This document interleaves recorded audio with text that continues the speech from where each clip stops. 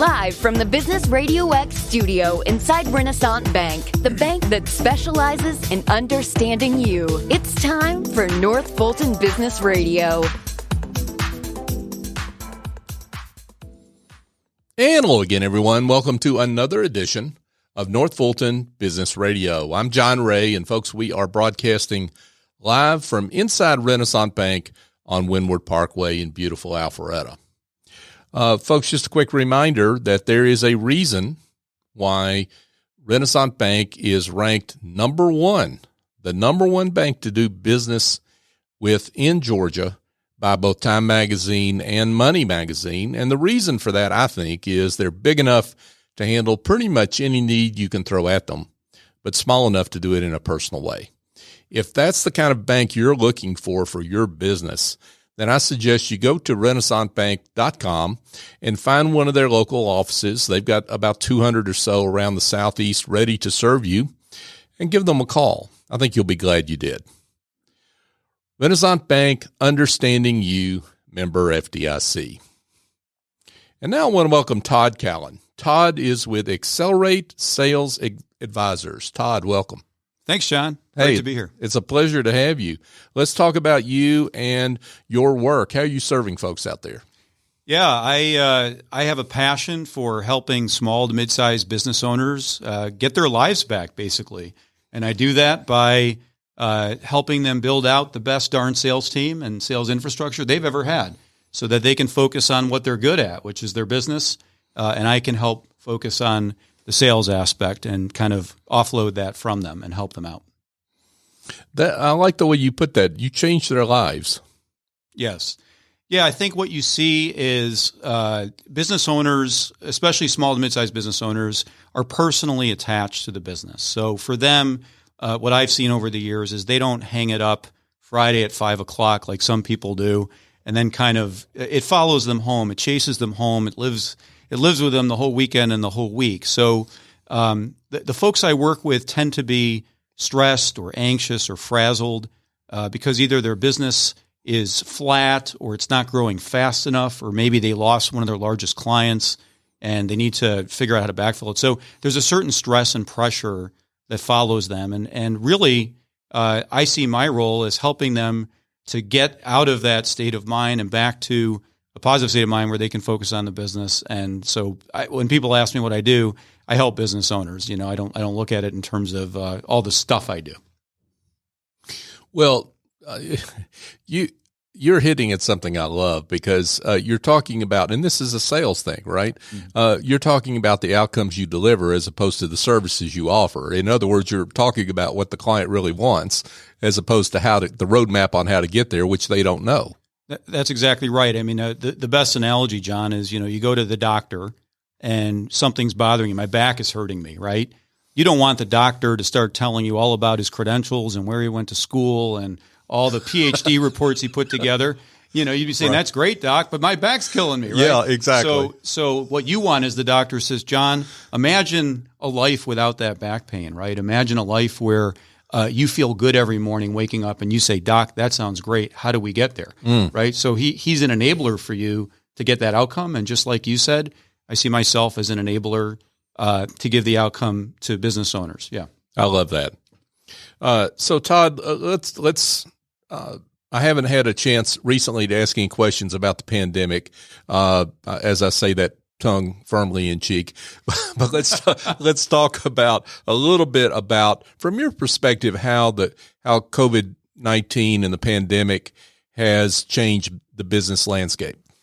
Yeah, and I think we're all seeing it in different ways, but I think for the most part, it's been more of a struggle for businesses to have that personal relationship with their clients, and they've had to figure out how to either modify or reinvent the way in which they engage with their prospects and clients. So for businesses that were used to a lot of face-to-face interaction, a lot of personal touch, a lot of going out and doing things with their clients, or maybe having their clients come to them on a regular basis, that's changed. So what you're seeing is the value of the business has to be communicated and conveyed in different ways and sometimes more creative ways than prior to the pandemic. And I don't, everybody can have a crystal ball in front of them and be a prognosticator. But at the end of the day, I think it's safe to say that we're never going to go fully back to what we had.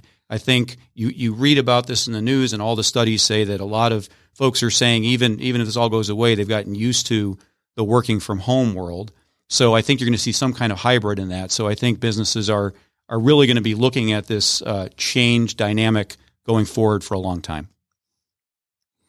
Yeah, and let's talk about specifically though how that affects sales, right? So that's your area of expertise, and specifically how the interaction that salespeople have with prospects and clients.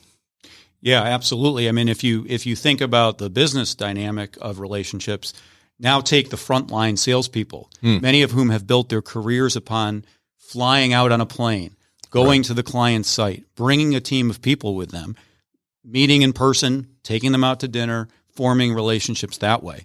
And a lot of that has changed. In the last few months, I've had a couple of opportunities to ask if a business leader wanted to have me come out and meet with me. And they said, nothing personal, but we're not at work, right? I'm working from my house. Right. So that dynamic has changed.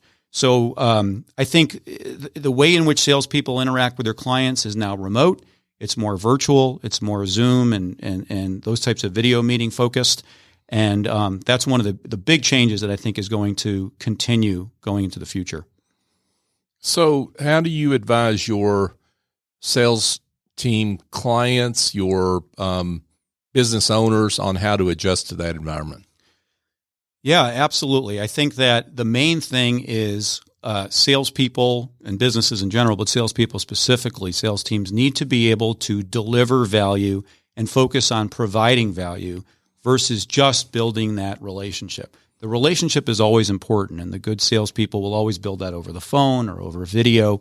But there are a number of salespeople that maybe rely on that a little too much, rely on a little too much of the arm around the back, let me take you out to a nice steak dinner. And you have to get back to the basics, solid sales skills, solid sales foundation.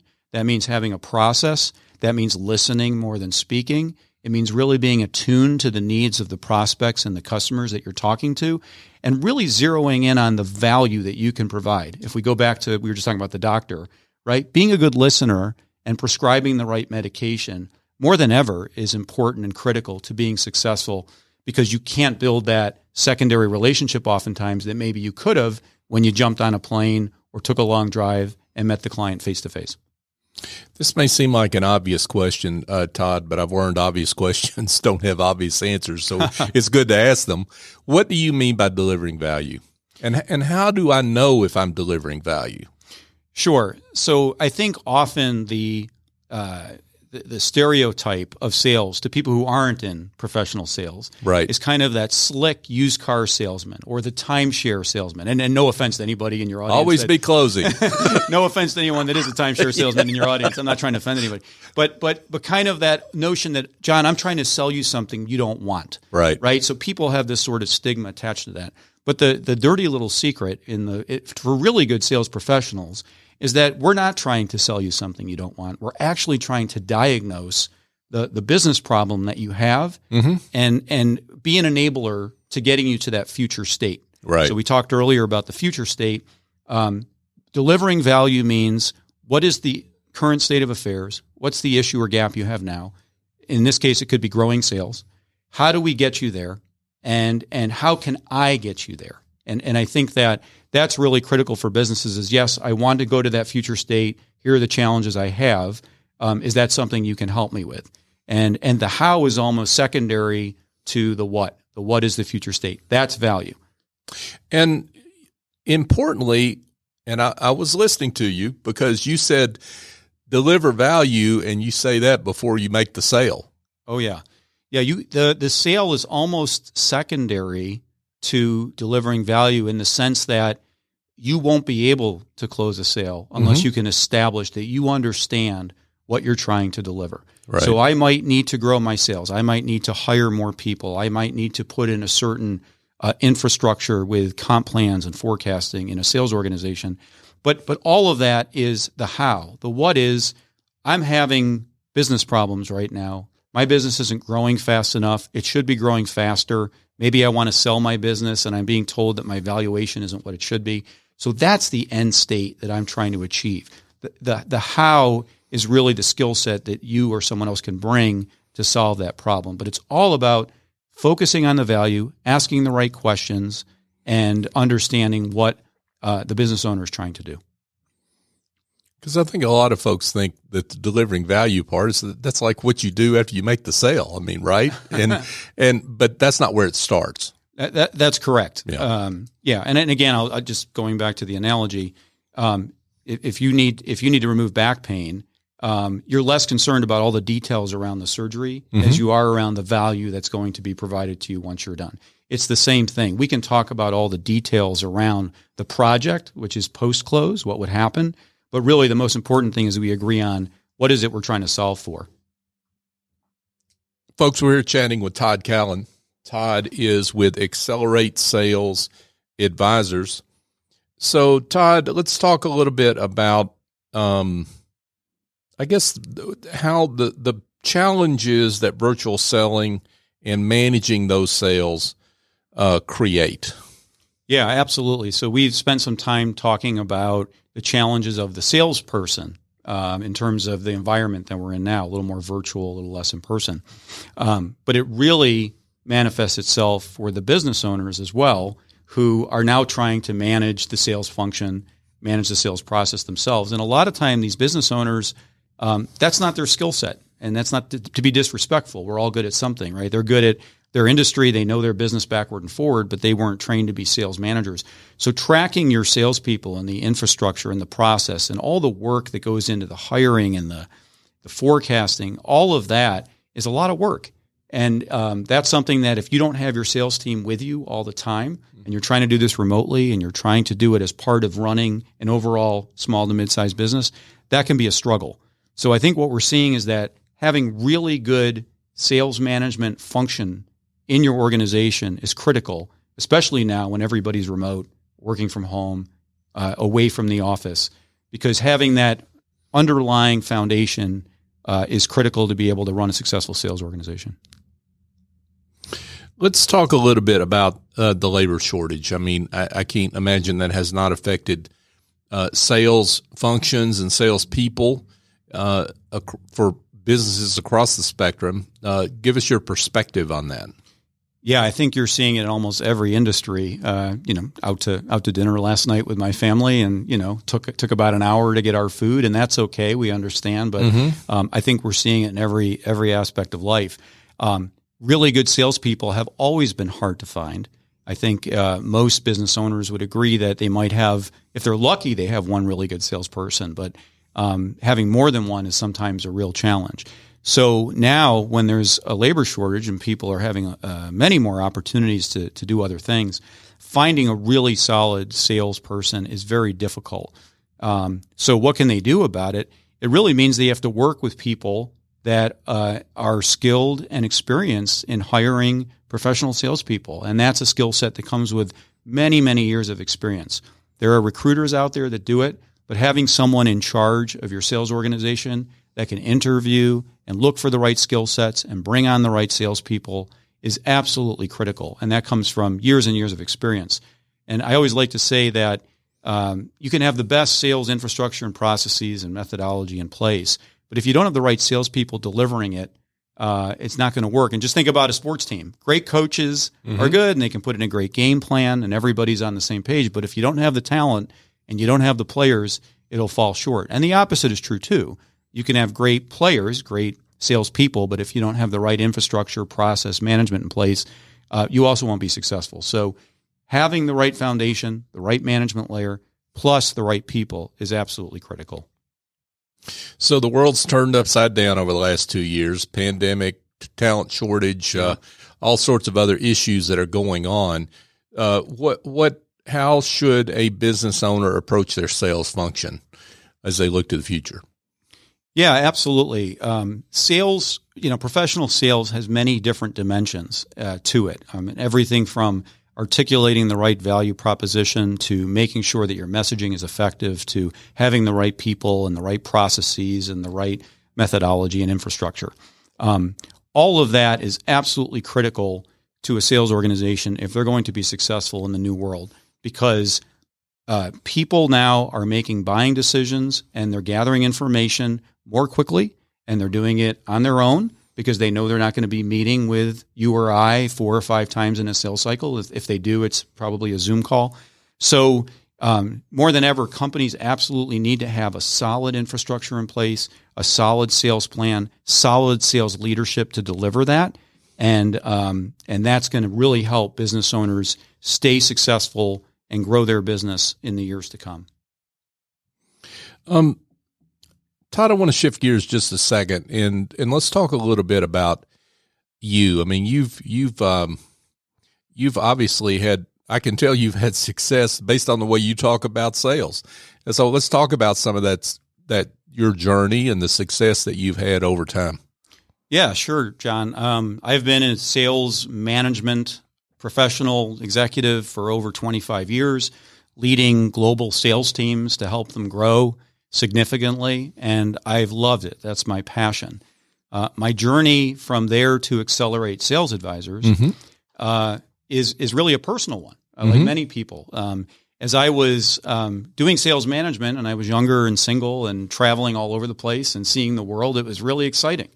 And it remains exciting. But then I had children. I have a son, Dylan, who's 14, and a daughter, Presley, who's 12, my wife, Kelly. And as they were hitting that age when they started to do recitals and baseball games and basketball games, many, many times, more than I would like to admit, I was on the road. I was away from home and missing a lot of that. Right. Now you fast forward to what we're talking about today, the pandemic, right? Started a year and a half ago or what have you.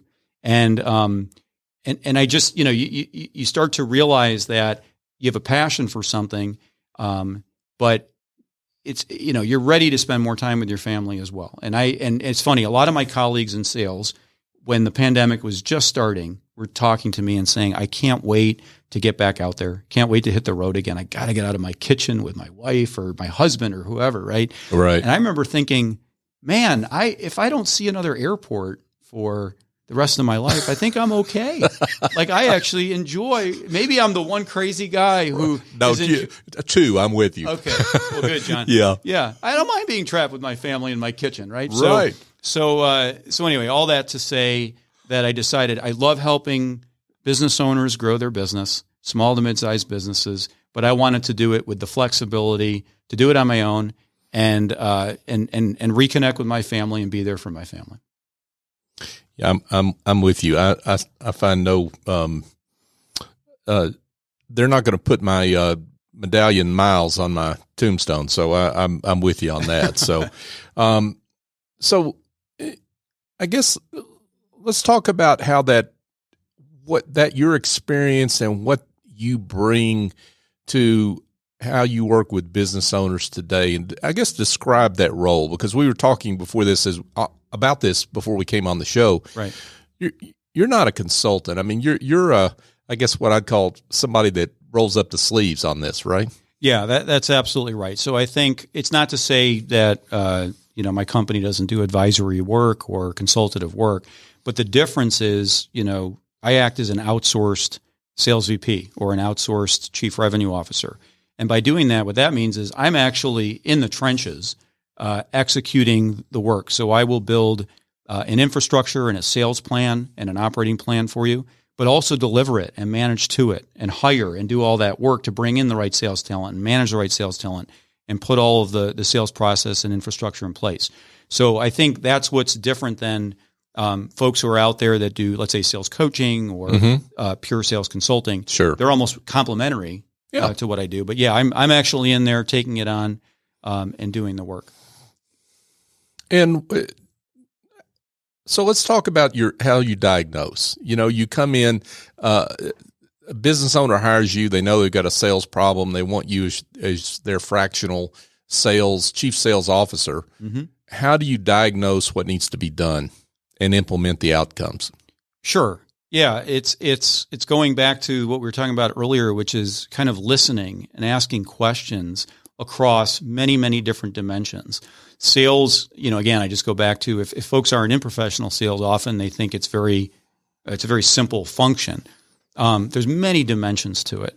Everything, again, from the messaging effectiveness to your competitive position in the industry to the infrastructure and processes to your CRM system and how you're utilizing that to track things.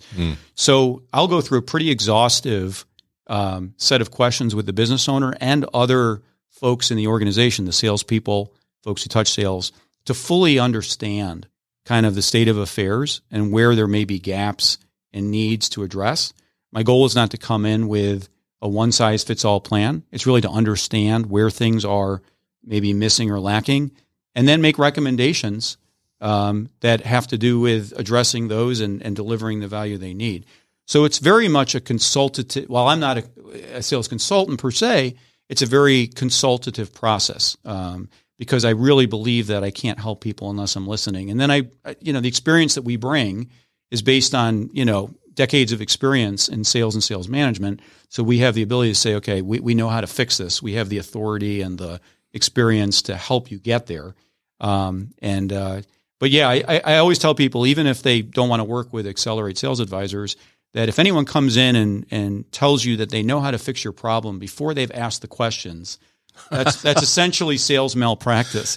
Yeah. And even if you don't work with me, make sure you find somebody else, because a lot of times I think people reach out and say, I know what you need, and we haven't even had a dialogue yet. Right. And I absolutely move away from that. In fact, it's funny, John, many times I'll be in a conversation with a CEO or business owner, and they'll say, okay, Todd, you're the sales professional. You're the guy with all this experience. You tell me how are you going to help me? You tell me how you're going to help me. Right. In the very first meeting.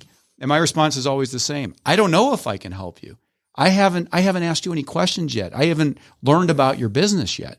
And again, I'd be completely grossly negligent if I tried to start talking to you without you telling me, what's going on with your business. So if you're okay with it, let me start there. Let me ask questions. Let me gather information. Right, for sure.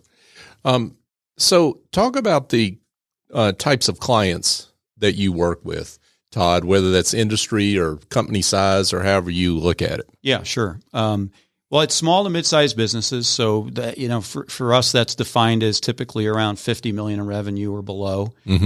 Doesn't mean that we don't work with clients above that revenue, but just kind of to give a ballpark. Right. Across all industries. The characteristic that everyone shares is that the business owner is attached to the business, and typically they are stressed or anxious or frazzled. The reason being either A, their business is declining. Maybe they lost a client and the client represented 40% of their revenue and they're not sure what to do next. Could be a client who's flat, but their competitors are growing. So they're sort of keeping it together, but everyone around them is increasing. And sometimes the company's growing, but the problem is they're not growing fast enough. I have a client right now that would like to increase their valuation by growing faster. So when a business owner is anxious, it's not always because their business is declining. Often it's they're feeling the anxiety of the pressure. Maybe the board is putting pressure on them. Maybe there's issues attached to that. And I have a quick story to share, an example of a client I work with, if that's okay. I'd love that. And again, it kind of goes back to the personal reason that I decided to do this. A few years ago, was working with a client.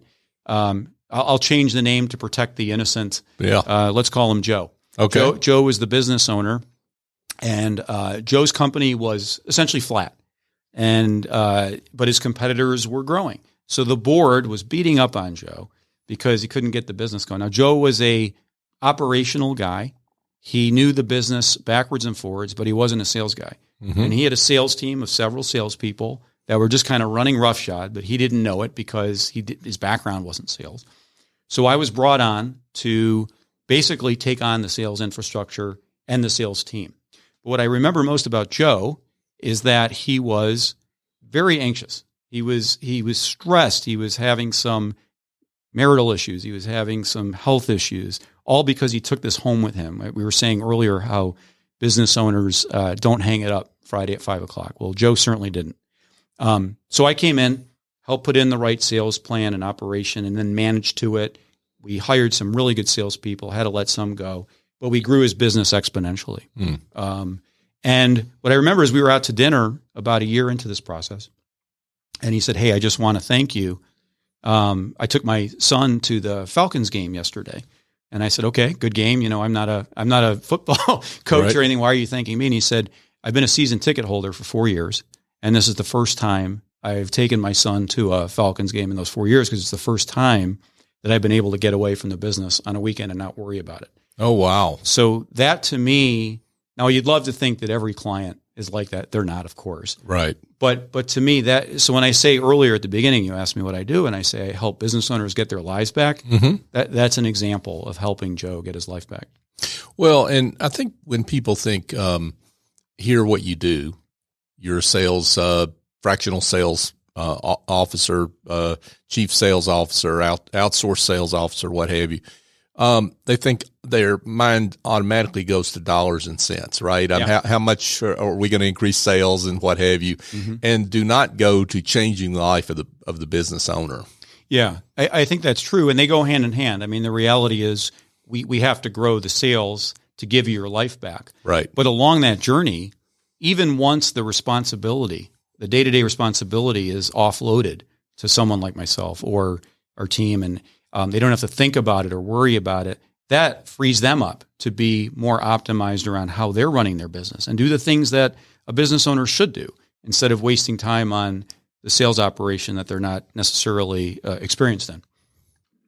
Folks, we've been here chatting with Todd Callen, and Todd is with AcSellerate Sales Advisors. Todd, this has been awesome. Lots of great information, and I can't imagine at this point in our conversation, there are some folks that would like to be in touch. So let's give them directions on how they can be in touch with you. Sure. Yeah. Our website is AcSelleratedAdvisors.com, which is spelled AcSellerate advisors.com. And in this day and age, people can just always call me or text me. And my personal number is 404-840-0930. But yeah, we're always happy to talk to companies that are looking for help growing their business. And you know, the benefit of a fractional sales leader is that you get the experience of somebody who's got 25, 30 years of professional experience, but you're not paying them for that on a full-time basis. Right. So sometimes business owners are like, well, I'd love someone who's got all this experience, but I can't afford. If I could afford them, I wouldn't have this sales problem, right? And the reality is, coming in on a fractional level, we can be hyper-focused on their business, but as an outsourced expense. So we're not as expensive. We don't carry the benefits, payments, and all that. So it makes perfect business sense for a lot of clients. Yeah. Terrific. Todd Callen, folks, AcSellerate Sales Advisors. Todd, thanks again for coming on the show. John, thanks for having me. And I wish you and your family and your audience a very Merry Christmas and a Happy New Year, and happy selling to everybody as we head into 2022, and be safe, everyone. Yeah, for sure. Absolutely. Thanks again. Thank you, John. Hey, folks, just a quick reminder, if you've got some team building that you want to do that does not involve sprained ankles and broken arms, standing around a steel-top table, I guess they're made of steel. My friend Andrew Traub over at A&S Culinary will tell me that. And seasoning meat and cutting up vegetables with your team, that kind of fun activity where you're sitting there enjoying each other's company and doing something fun at the same time.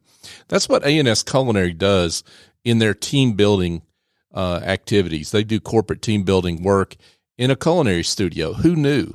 But they do it, and it's terrific. It's terrific stuff. I've been over there, and they do a great job. They also have Big Green Egg boot camps. They do corporate catering. They've got all sorts of services that are worth following up on and checking out. So my suggestion is you could go to asculinaryconcepts.com or just give Andrew a call at 678-336-9196. Call him over. They're located right there on Jonesbridge Road in Johns Creek. And Andrew will be glad to help you. And folks, just a quick reminder that we're on show, I think this was number 425 for North Fulton Business Radio. We have been successful because of you, our listener, and we appreciate you. And we would love it if you would continue to share the show. And if you're not already subscribed to the show, to do that in your favorite podcast app and help us get the word out. This is not about me or Business RadioX. It's about our great guests like Todd, who do great work and deserve to be found, and we want to support them in their journey. So if you could help us out in that regard, we would appreciate it. So for my guest, Todd Callen, I'm John Ray. Join us next time here on North Fulton Business Radio.